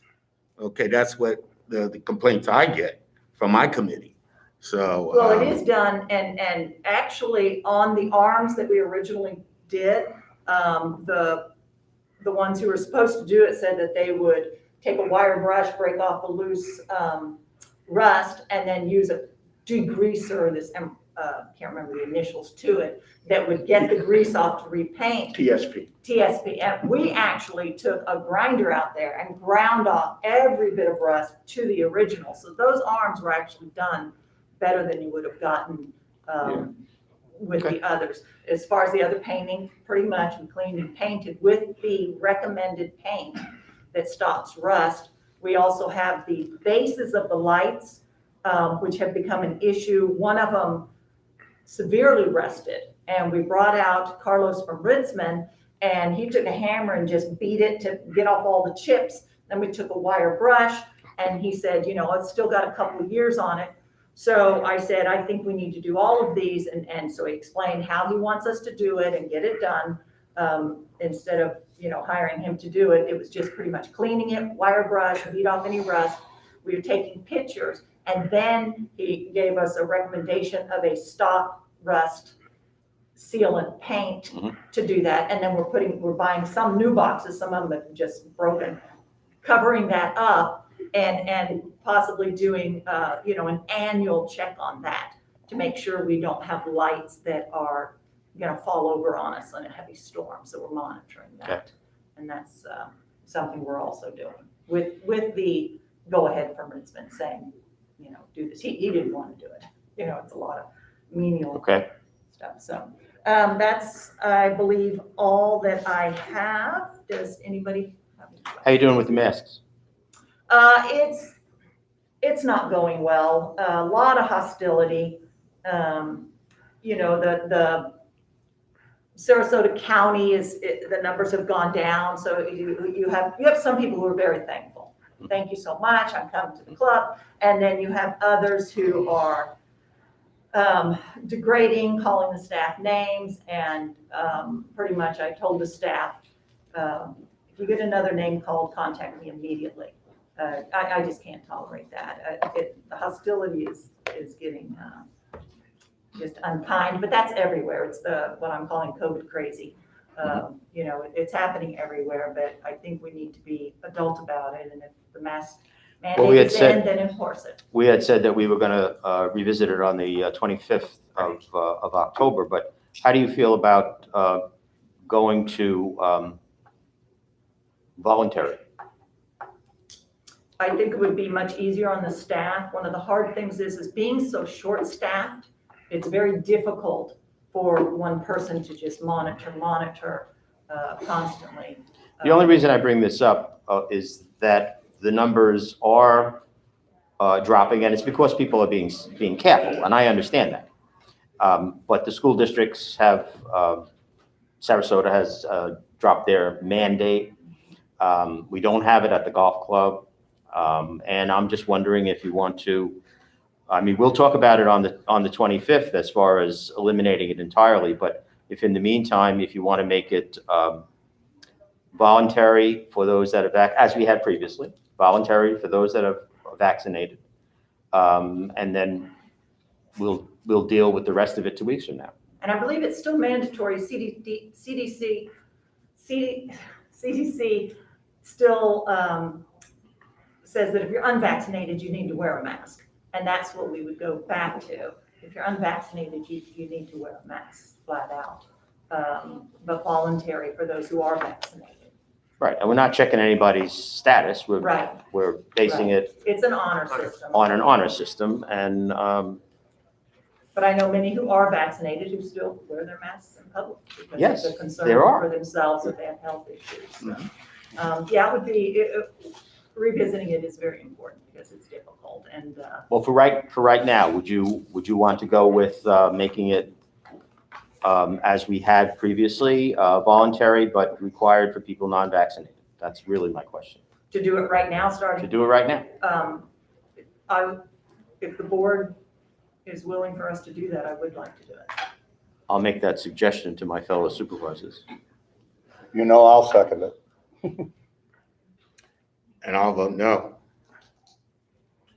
I mean, we're going back and forth. We look, they were like, wait, 1 week. Well, we're stepping for- down. We're not 1 going week- back and forth on this. Well- We're stepping down. We're going from mandatory to voluntary and possibly, and revisiting it on the 25th. So I see it as a step down Well, rather than, it's watering down what we've already agreed to do. So I'm voting no. Steve, what do you think? I'm really torn. I was the one that made the fuss over it. That's right. Things are getting better. I would be okay if the wording was such that it still said it's Encouraged? You're encouraged, it's your decision. Please consider your own stuff. And we revisit this come 2 weeks from now. So what you're saying is for right now, say masks are encouraged, take Highly away the encouraged. mandatory? Right. Well, highly encouraged. If your situation warrants it. We're still gonna make our staff wear masks? The staff will wear masks, yes. See, I have It difficulty. makes our members more comfortable. When I'm taking an order, I'm right here in your face. You know the people you're dining with. You have no idea where I've been or where the servers have been or what. You know, you're with your Well- friends here, you're comfortable. But to have a stranger come up, that makes it uncomfortable. I'm a little saying revisit it. I'd hate to drop it down and when you revisit it, to go back up and just, it needs to I mean, you be, guys said I'd you'd look rather at it again keep the end of this month, yeah. so. I'd rather keep it and so we're not up and down because I'd hate to say, okay, let's relax it. And then in 2 weeks, I've got to do this again because So- I actually had somebody that said, ha, ha, ha, because I had dropped the mask mandate and then it was put back up. So it would be your choice to wait that 2 weeks? I think if you're going to, unless you say this is it, done deal, but if you're No, I'm going to asking your- revisit it. I'm asking your opinion on it. Would you prefer that we wait the 2 weeks and revisit it on the 25th as we had set up 2 weeks ago? Good with that? See where the numbers are then and,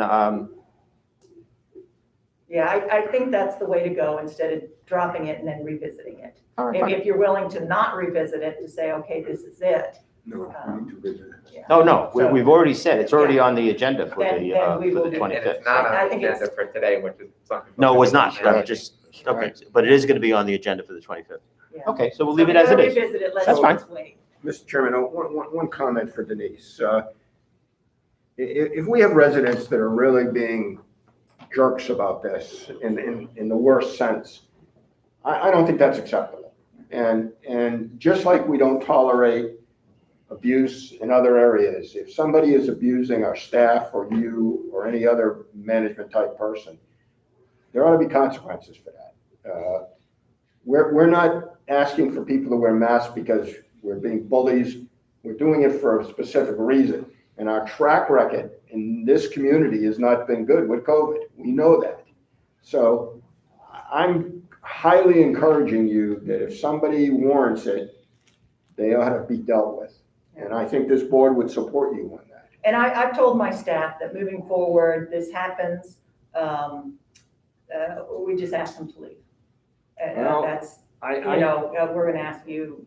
I had somebody wrote a letter and they used the word stupid 7 times. It was to a staff member. That's not And acceptable. I called them up and I just said, it's not acceptable. You can't Not say that to my staff. The staff member now is struggling for the day because it was very personal. And he, tried to make excuses.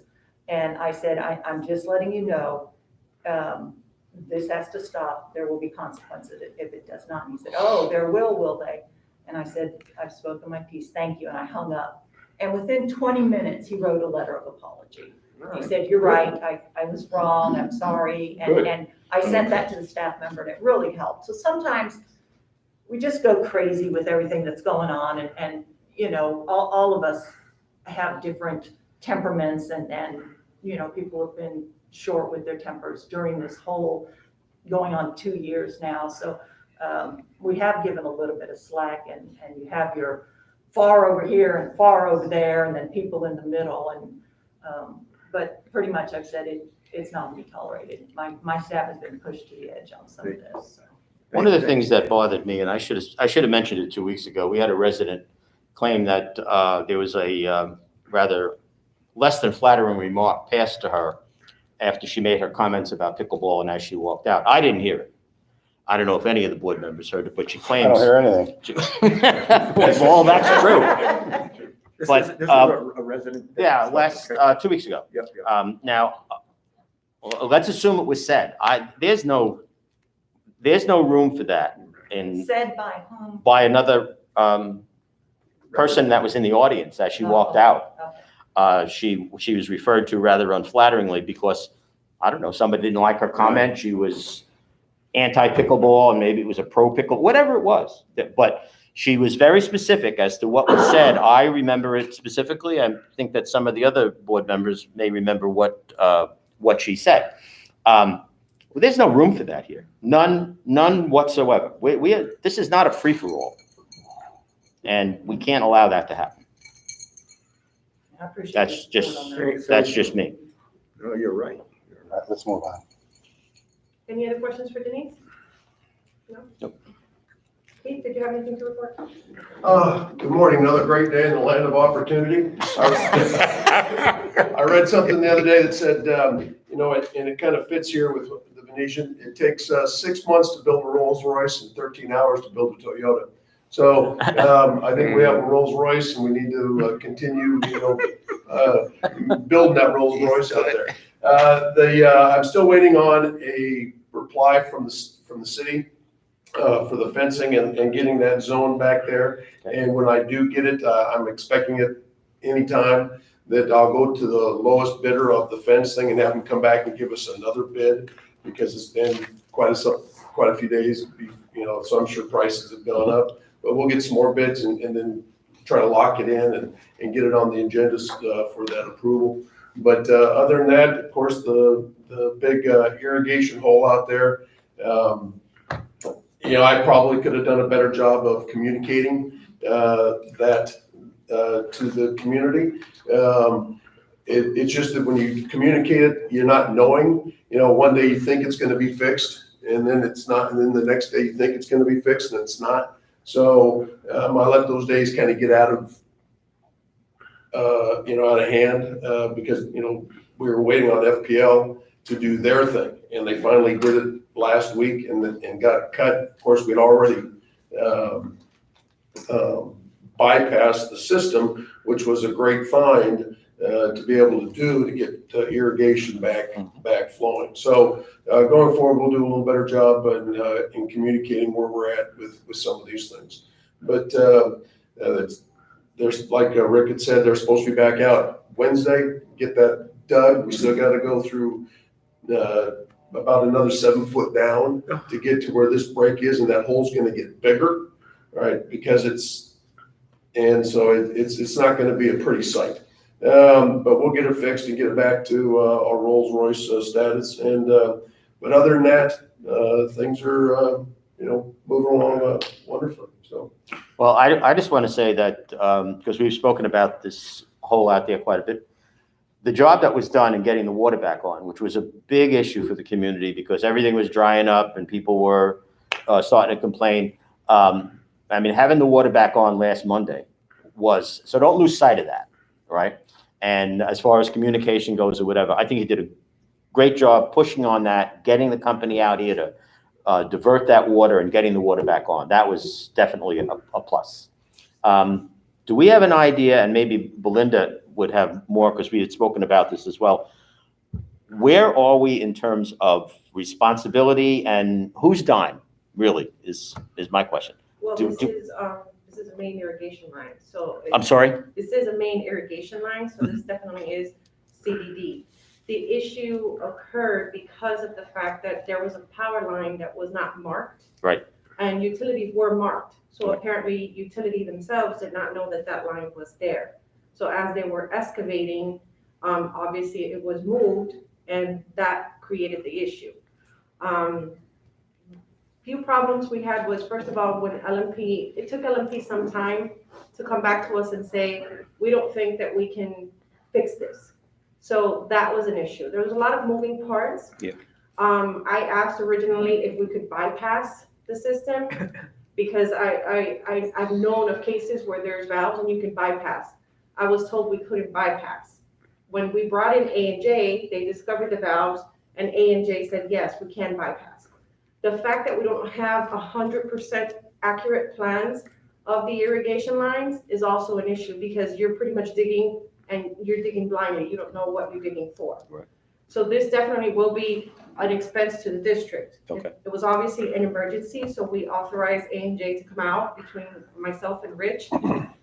We don't have a cost yet. A&J is known to be lesser in cost than other companies and excavators, and they've done a great job. So I'm waiting on the irrigation bill for LMP, but I'm obviously going to dispute some of those charges, because they should have notified us once they saw how deep that line was, that it's not a job that they could do. Okay, okay. So that is something that, you should be aware of, Rick, because they're probably going to contact you about it once I dispute it. I mean, there is a depth that LMP goes or should just be allowed to go, and anything below that, they have no business digging, that type of, those main lines, like where this is 10 foot down.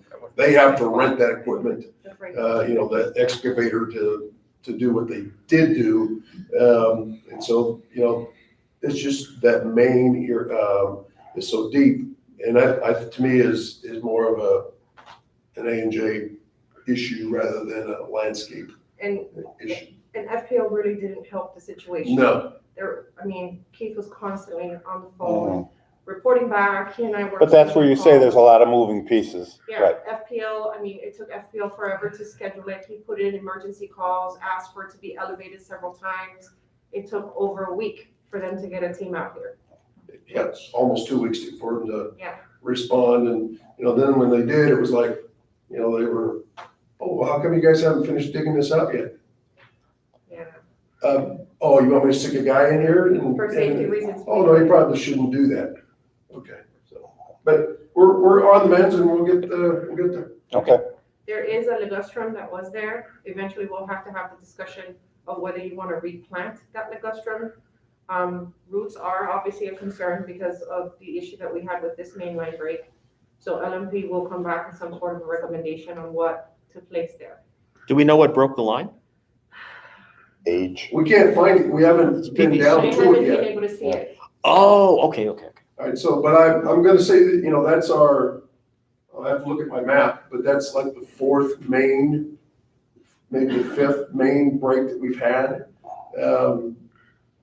And so, it's, and I think with our new system, we're better than Well, with it's the lower old pressure. system, because we're not hammering. Right, it's lower pressure, so that's good. And so I think we're better, Mhm. but yet, we're still looking at a 20-year-old system that is gonna have some issues. And it's a fairly large line. And 10 foot underground. Oh, yeah, why that's 10 foot.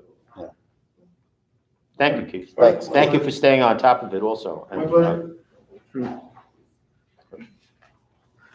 All right, on my end, I will announce that the next regular meeting of the Board of Supervisors is scheduled for Monday, October 25th at 9:30 a.m. I did report previously that Rich and I did have a conference call with Attorney Mark Hansen regarding the hydraulic fuel spills.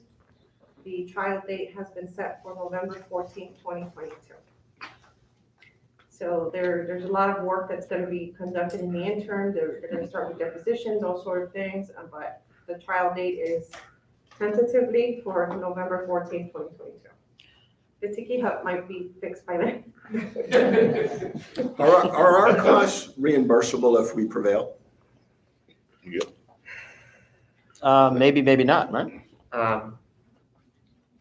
The way it works in the state of Florida is that you start with the premise that you do not recover attorney's fees unless there is a contractual provision, like in a lease or something like that for a prevailing party, unless there is a statutory provision that awards it for prevailing party, or there's a complicated third method which involves proposals for settlement, things along those lines.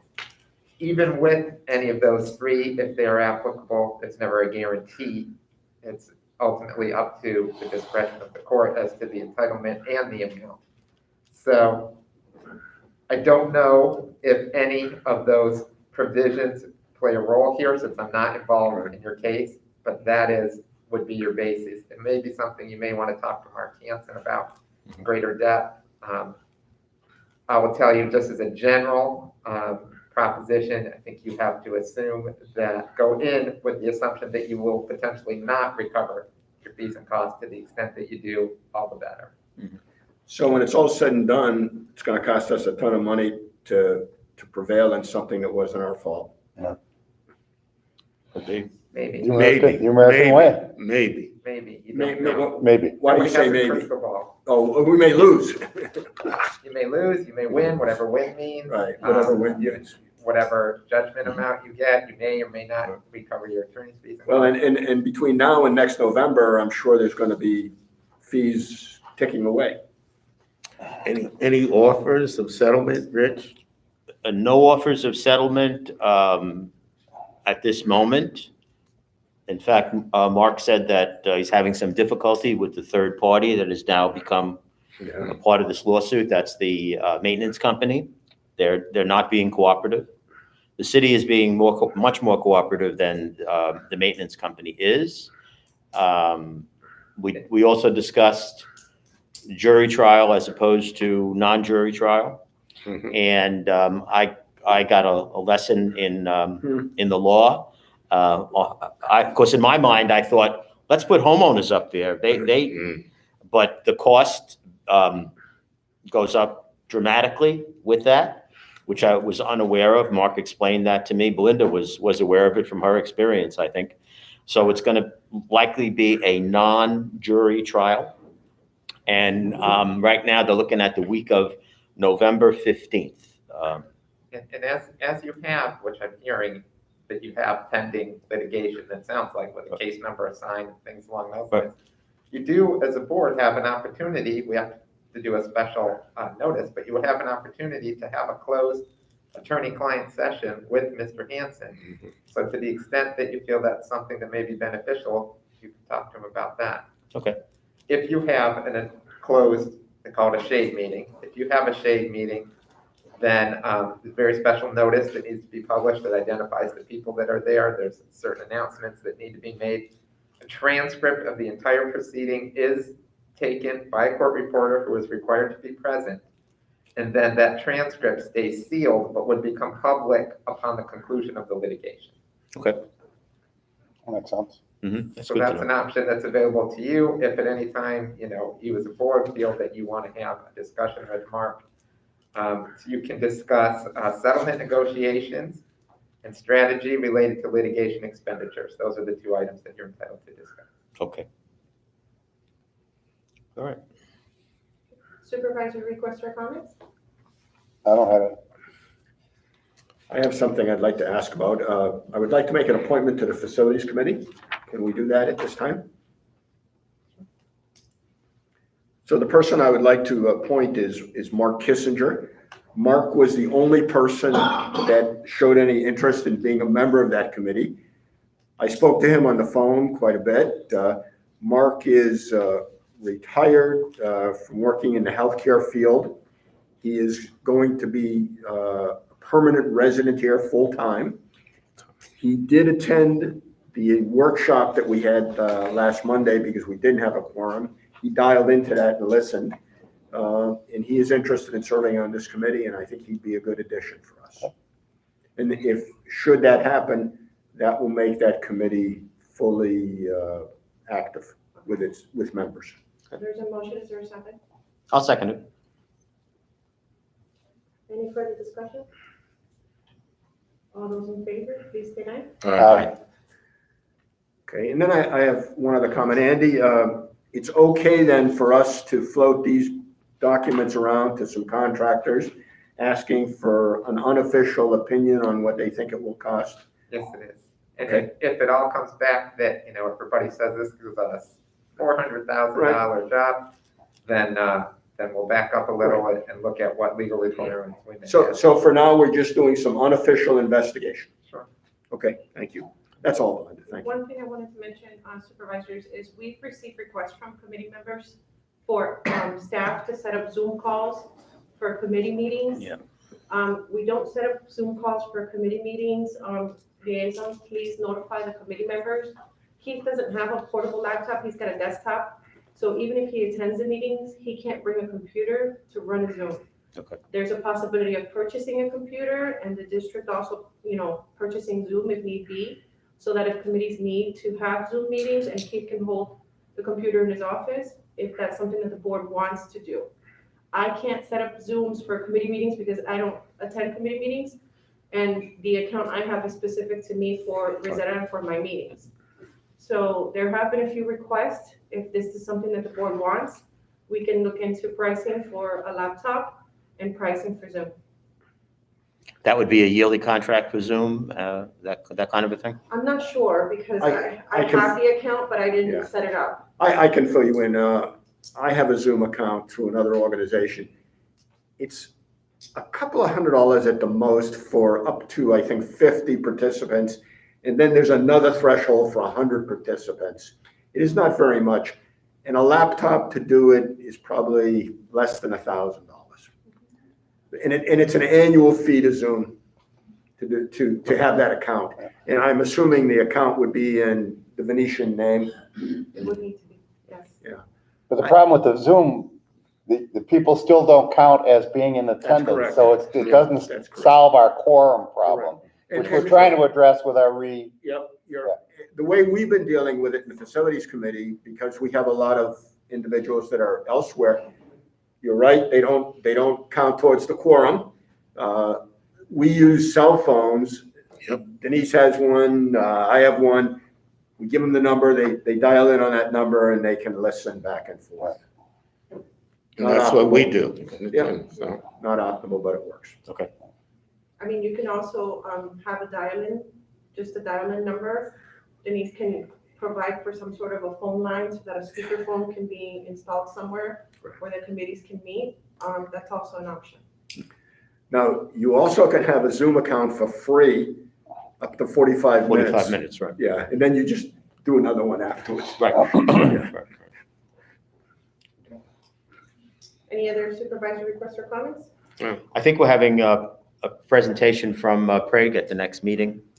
All right, they're going to hopefully have some information for the Reserve Committee several days before the board meeting. Yes, we also reviewed the RFP information for the banks. Our FC department reviewed some of the information Wendell sent over. We provided comment, so I think everything is ready to go. Okay, okay. That's all I have. I just want to compliment Denise's staff on 2 events. I came through here one day and there was a wedding going on, one said that weekend. This place was fabulous. Okay, the way it was set up and all, and I'm doing a wedding in 2 weeks, my daughter's and all. It was clearly, it was first class. I compliment your staff on that. And Sure, then, thank you. then the other night, I went to lobster night here. I thought I was at Michael's on East. Everything was so first class. The lobster was excellent. My compliments to Chef Tim, as well as to Paul, Chris, and the rest of the staff. They did a great job. Thank you. Okay, and they need to hear it when it's things like that. They do a great job. And even though they're short-staffed, they rose to the occasion. I will let them know. Thank you for that. I have one question. Did you have a wedding here on a Friday night? Saturday. Yeah, that's the one. We Yeah. did have a wedding on Yes. Friday.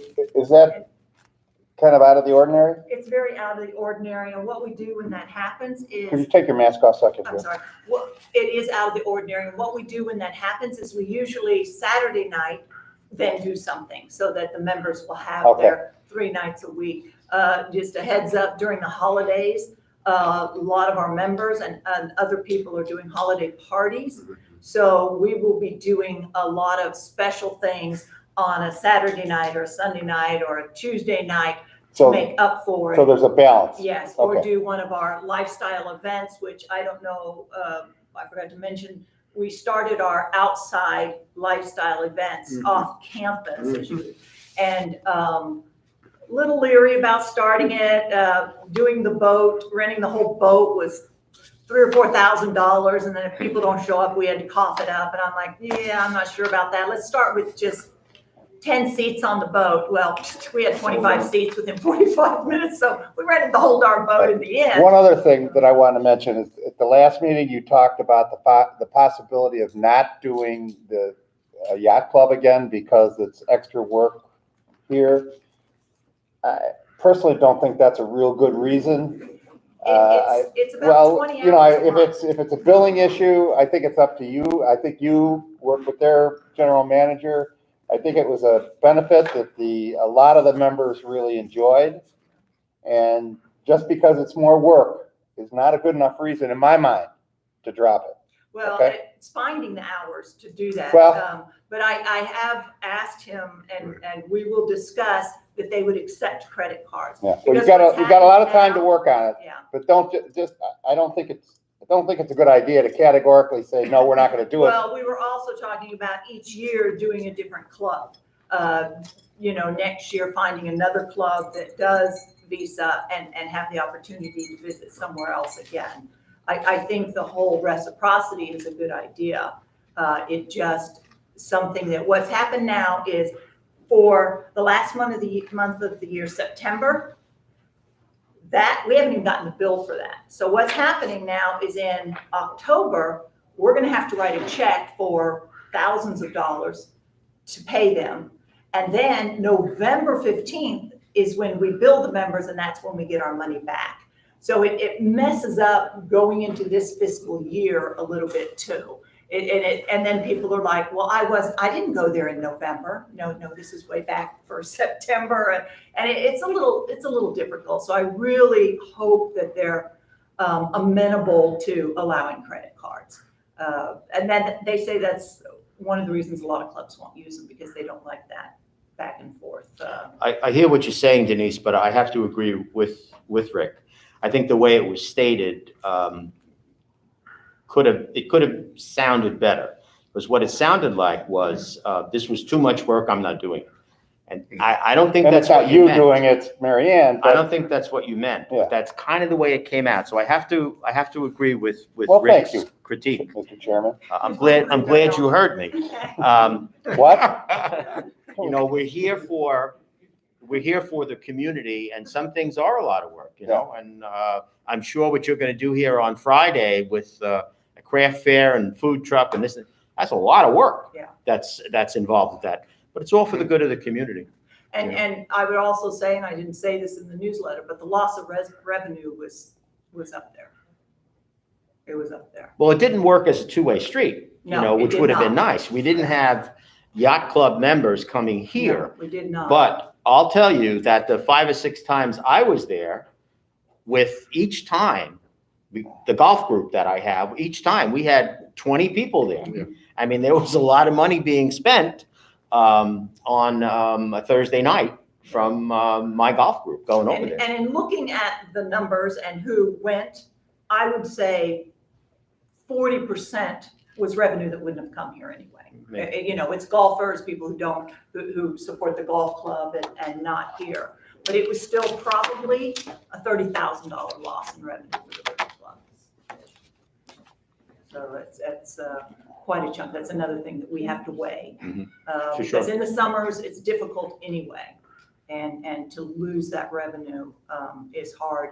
I'd like to find a club that would do reciprocity in fairness with it. Mhm. So it's something we're going to revisit. All right. Okay. We'll revisit it and be fair about it. Okay. There being no further I move we items? adjourn. I can't hear you. Is there a second? Some second, please. Second. All those in favor, please say aye. Aye. Aye. Meeting adjourned.